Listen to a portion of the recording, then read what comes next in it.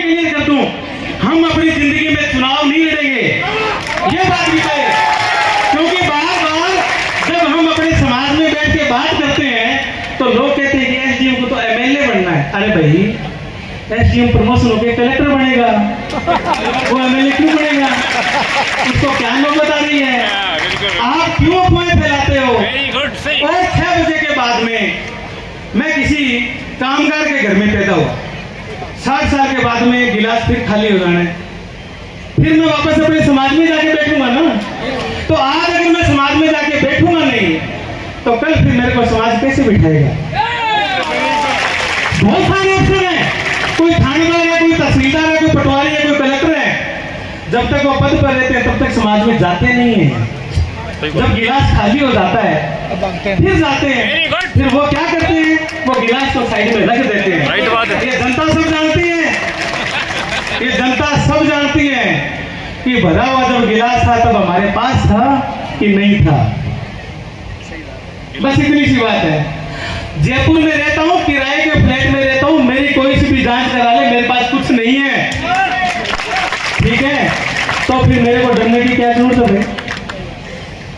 और 60 साल के बाद में वापस समाज में जाके बैठेंगे, तो जो 60 साल के बाद में जाके बैठेंगे तो आज बैठने में क्या दिक्कत है? जब हम हमारे समाज में जाके बैठे, समाज का मतलब समझ लेना भैया, कामगार और सारा वंचित समाज। कौन सा? आटा और पानी दोनों। जब हम अपने समाज में जाके बैठे तो भाई किसी को क्यों तकलीफ हो, क्यों होनी चाहिए? मेरे बच्चों की शादियां कहां करूंगा? और जब मैं मरूंगा मेरी अंतिम क्रिया कौन करेगा?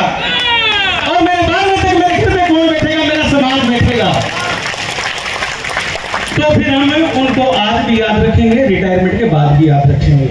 और कोई मेरे को याद रखना चाहे तो आज याद रख ले, जैसा आज हूं वैसा ही हमेशा रहूंगा। आप लोग क्या करो, आप लोग एक काम करो, ये जो वहम पैदा किया गया है वो ऊंचा है और वो नीचा है, इन बातों में कुछ नहीं रखा है। आपकी स्थिति सड़क पर रेंगते हुए कीड़े मकोड़ों जैसी, इससे ज्यादा कुछ नहीं है। दोनों सड़क पर रेंग रहे हैं।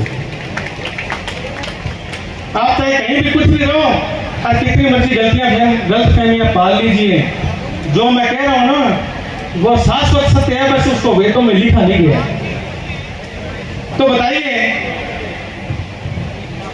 जब हम कहते हैं कि भारत एक भारतीय है और मैं कहता हूं कि हम सब भारतीय हैं और समस्त भारतीय हमारे भाई बहन हैं, तो भाई जब इतने लोगों को बुला रहा हूं तो मेरे भाई बहनों को बुला रहा हूं, क्या परेशानी, क्या परेशानी, क्या दिक्कत है? कोई दिक्कत नहीं है।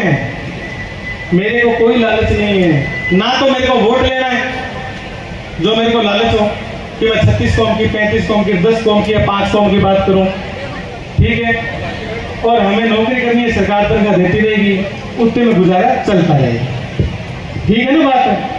लेकिन जिंदगी एक बार ही आती है, ये आप सब लोग भी याद रखना, एक बार भी आती है। इसलिए समाज में बैठना सीखो। और समाज कौन सा है? सारा कामगार समाज और सारा दलित समाज। जब विश्वकर्मा के संतानें और भीमराव अंबेडकर के बच्चे एक साथ बैठेंगे तो आपको मुक्ति मिलेगी,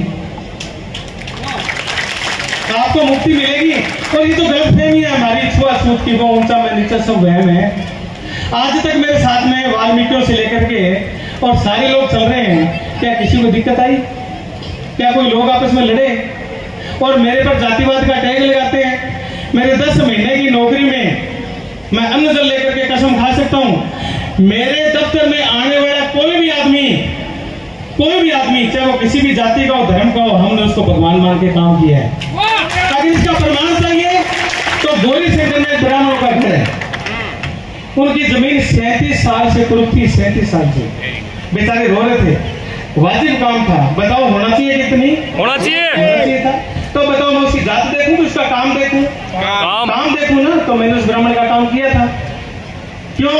क्योंकि मेरे सामने जो आदमी आएगा मेरे दफ्तर में वो मेरे लिए भगवान है। ये धारणा बनाइए आप।